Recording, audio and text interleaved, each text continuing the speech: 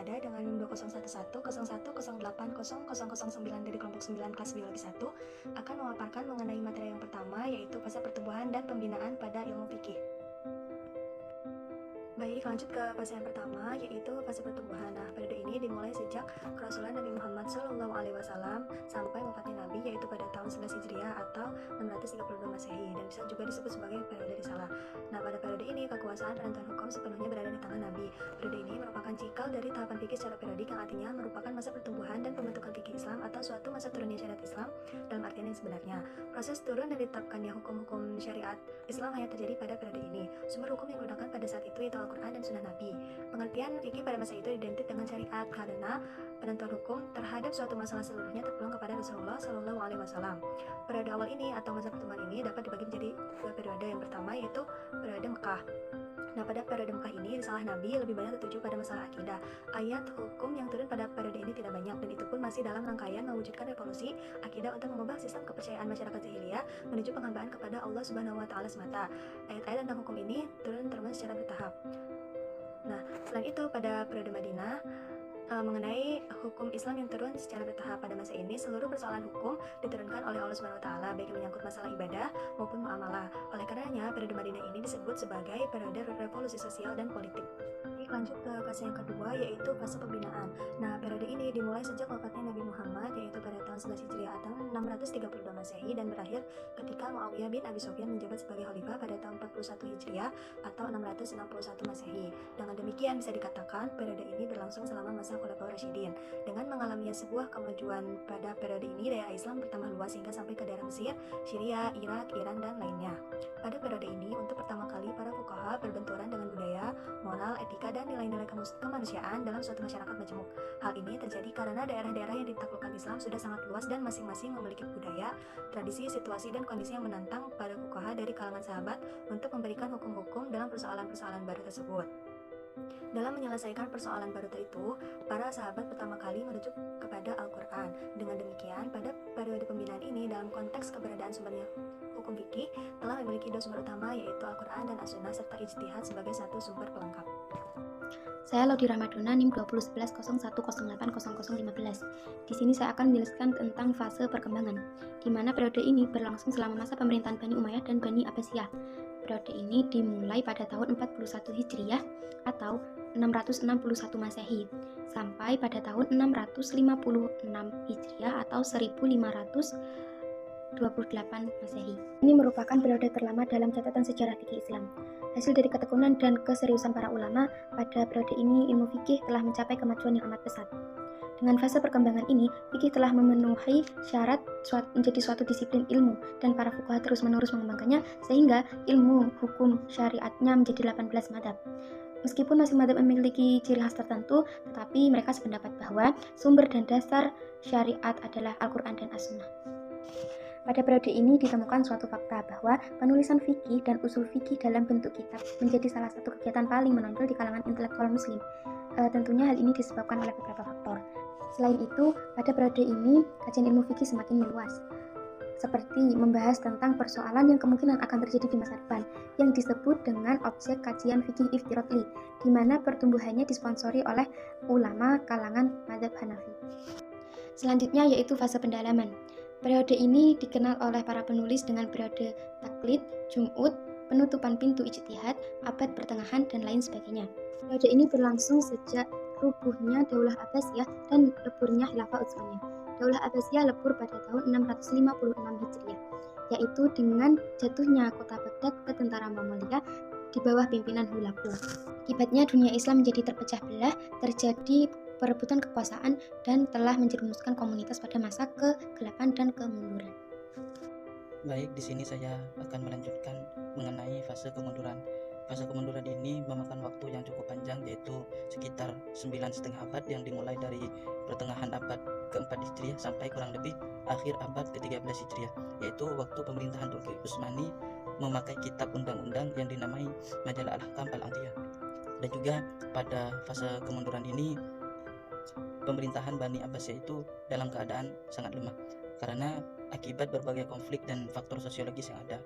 Pada waktu itu banyak daerah yang melepaskan diri dari kekuasaan Bani Abbasiyah dan mendirikan kerajaan-kerajaan sendiri-sendiri seperti kerajaan Bani Samani di Turkistan, Bani Iksiti di Mesir, dan juga lain sebagainya. Adapun faktor yang melatar belakangi dari fase kemunduran ini, yang pertama adalah timbulnya taklid. Taklid itu artinya ikut-ikutan. Pada fase ini, ulama yang berada pada fase kemunduran itu hanya mengikuti pendapat dari para fuqaha terdahulu atau para fuqaha sebelumnya, sehingga ulama yang berada pada fase kemunduran itu tidak melakukan kajian teoritis dan juga ide kritis yang timbul dari ulama pada fase kemunduran itu. Selanjutnya yaitu kemunduran di bidang politik. Misalnya terpecahnya dunia Islam menjadi beberapa wilayah kecil sebagaimana yang telah dijelaskan tadi. Yang ketiga yaitu banyaknya kitab-kitab fikih. Artinya pada fase kemunduran itu ulama yang berada pada fase kemunduran itu hanya menikmati hasil pemikiran dari ulama-ulama terdahulu ataupun sebelumnya, karena pada fase itu ulama-ulama waktu itu hanya menterjih berbagai pendapat para madhab, membela madhab yang sudah dianut, dan lain sebagainya. Selanjutnya yaitu berkembangnya tasawuf. Dengan berkembangnya tasawuf yang begitu besar, kerja ulama fikih menjadi sangat terbatas. Nah, bersamaan dengan itu muncullah problem kesenjangan dalam fikih, yaitu bagaimana fikih yang difahami secara tekstual dan kaku itu menjawab berbagai persoalan yang terus berkembang. Selanjutnya yaitu kerja para ulama dalam kurung keterpakuan tekstual. Artinya ulama pada fase kemunduran itu di dalam menjawab persoalan-persoalan yang ada, ulama tersebut hanya berlandaskan pada satu mazhab tanpa menilai ataupun melihat mazhab ataupun pendapat mazhab lain dan membandingkan dengan mazhab yang mereka anut seperti itu. Sehingga pada waktu itu ulama hanya menterjih berbagai pendapat para mazhab, membela mazhab, dan merumuskan dasar-dasar atau kaidah-kaidah usul fikih. Selanjutnya yaitu dengan jatuhnya Cordoba sebagai pusat kebudayaan Islam di Barat tahun 1213 Masehi, dan kemudian jatuhnya Baghdad sebagai pusat kebudayaan Islam di Timur Tengah yaitu pada tahun 1258 Masehi, maka berhentilah denyut jantung kebudayaan Islam baik di Barat maupun di Timur tersebut. Selanjutnya fase kebangkitan.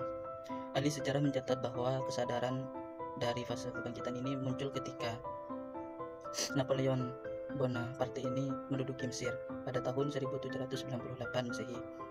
Nah, kejatuhan ini menginsafkan umat Islam betapa lemahnya mereka dan betapa di dunia barat telah muncul peradaban baru yang lebih tinggi dan merupakan ancaman bagi dunia Islam. Pada fase kebangkitan ini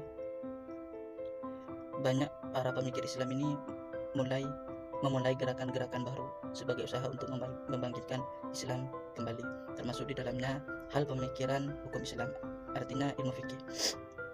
Nah, faktor dari kebangkitan fikih ini yang pertama adalah perhatian para khalifah Abbasiyah terhadap fikih dan fuqaha. Perhatian ini tampak pada sikap mereka mendekati para fuqaha dan merujuk kembali pendapat-pendapat mereka. Yang kedua yaitu meluasnya negara Islam. Di negara yang luas ini terdapat beraneka ragam tradisi yang berbeda-beda, sehingga ijtihad pun menjadi berbeda-beda pula dan menyesuaikan perbedaan adat dan tradisi yang ada. Selanjutnya yang ketiga yaitu lahirnya mujtahid besar yang memiliki kemampuan fikih yang mendalam guna memenuhi kebutuhan sekaligus mengembangkan fikih dalam kebutuhan umat Islam maupun negara. Selanjutnya yaitu kodifikasi sunnah. Artinya sunnah telah dibukukan dan identifikasi antara yang sahih dan yang dhaif. Hal ini memudahkan fuqaha dan juga membantu mereka tanpa perlu susah payah di dalam mencari dalil yang dibutuhkan. Adapun tanda-tanda dari kemajuan pada fase kebangkitan ini ada 3 bidang, yaitu bidang perundang-undangan, bidang pendidikan, dan juga bidang penulisan buku-buku dalam bahasa Indonesia dan penerjemahan. Yang pertama bidang perundang-undangan, sebagaimana yang telah dijelaskan bahwa pada periode ini dimulai dengan masa berlakunya majalah Al-Ahkam Al-Atiyah, yaitu kitab undang-undang hukum perdata Islam yang dipakai oleh kerajaan Turki Utsmani pada tahun 1292 Hijriah atau 1876 Masehi. Selanjutnya yaitu bidang pendidikan. Pada bidang ini banyak perguruan tinggi agama di Mesir, Pakistan maupun Indonesia itu mempelajari fikih, tidak hanya dipelajari satu mazhab, akan tetapi mazhab-mazhab yang lain juga itu dipelajari dengan cara muqaranah ataupun perbandingan. Nah, selanjutnya yaitu bidang penulisan buku-buku dalam bahasa Indonesia dan penerjemahan. Seperti yang telah kita ketahui bahwa banyak buku-buku yang berbahasa Arab, maka untuk mempermudah hal itu, maka banyak para ulama itu menerjemah ke dalam bahasa-bahasa lain sepertinya bahasa-bahasa Indonesia. Nah, mungkin itu tanda penjelasan dari saya mengenai fase kebangkitan. Akhirul kalam, Allahul muwaffiq ila aqwamit thoriq. Wassalamualaikum warahmatullahi wabarakatuh.